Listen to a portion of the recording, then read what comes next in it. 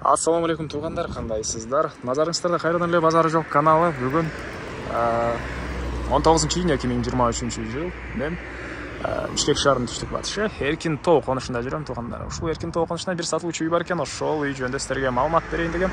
Биринчи болуп баруу жолун түшүндүрөйүн. Азыр мен турган жер Элмирбек Иманалиев жана Эркин Тоонун 9-көчөсүнүн кесилишинде турам. Сатылуучу үй ошол жерден башка карай басканда катардагы бир үчүнчү үй болуп калат.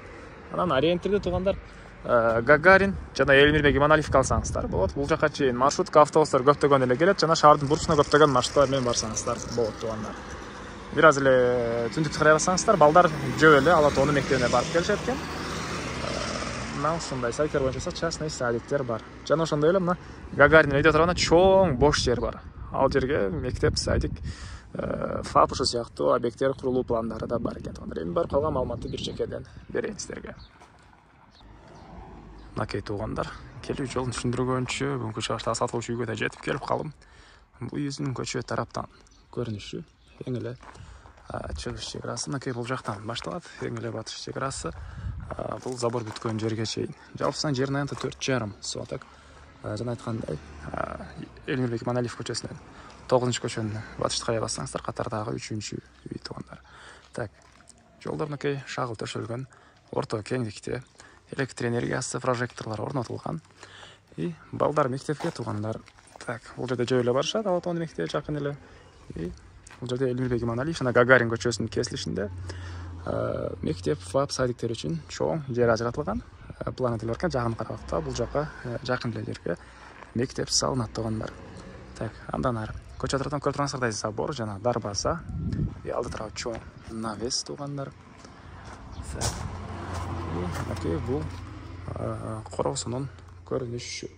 Жана айткандай жердин аянты 4,5 соток. Документтер боюнча техпаспорту, кызыл китеби бар экен. Накей алды тарабы көп эле максимум аткандай жер жана бул жерде тугандар 100 квадрат метр болгон чоң үйүбүз. Стенасы бышпаган кирпич жана арттарында да бош жер и сарай да бар тугандар. Бул жагында очокана, душ, бул жагында навес, отопление, котел жайгашкан бөлмө. Азыр аларда бир чекеден көргөзсөм, биринчи болуп үйүбүздүн сиздерге ички тарабын көргөзөйүн. Накей бул негизи кирүүчү эшиги. Анда кайта кетчү нерсе, үйүбүз тышкы тараптан утеплять этилген, отопление, паровой отопление, көмүр менен жылыткан котел жана электр энергиясы менен жылыткан тен үйдү жылытат. Буна киргенде кухня жана тамактануучу бөлмө тугандар. Кухонный мебелдер, ракайнерден суу чыгарылган, айстон. И түштүк тарабынан терезе тугандар накей. Полдор ламинат экен. Чугунный батареялар.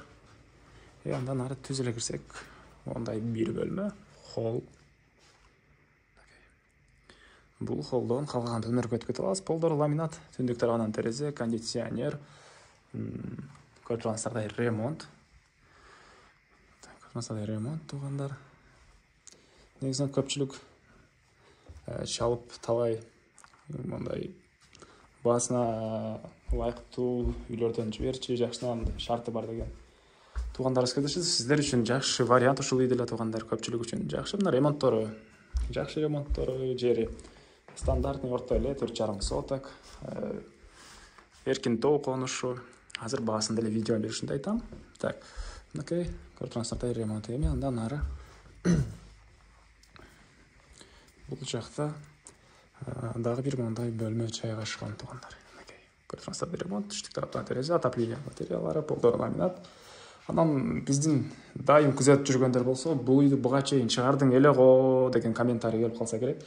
Буга чейин чыгарганбыз тугандар, бирок үй ээси чыгаргандан кийинки эле 2-3 күндөн кийин Россияга кетип калып, ошол клиенттер менен толугураак түрдө сүйлөшө албай, телефон номери өчүп калган болчу.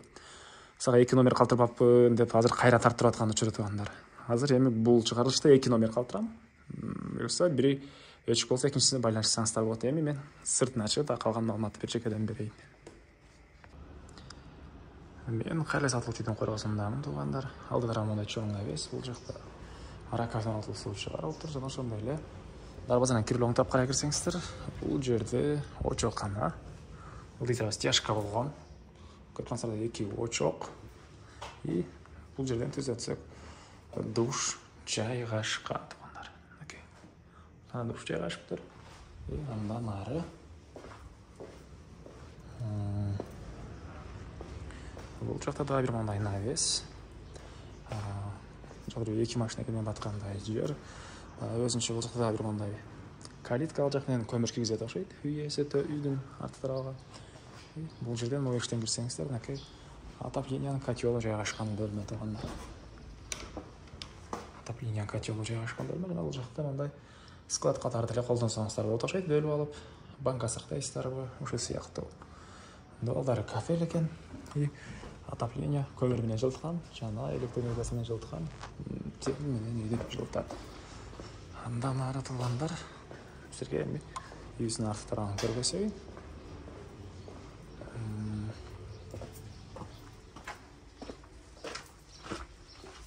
Үй 100 квадрат, жаңа бұл үйіздің арты тарауы.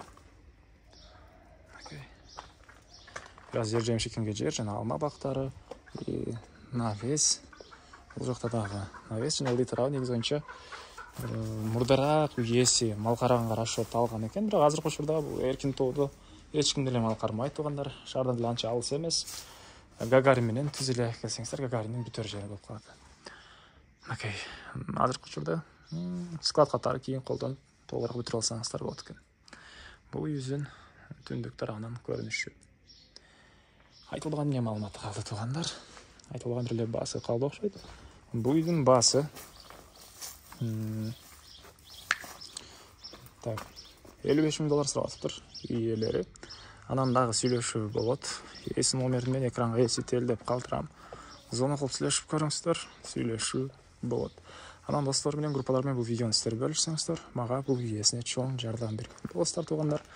Анан үйдің батыштармен ділі бандай кірген жер бар. Бұл жерден үйдің шықтырына жатқанаға өте аласыздар туғандар.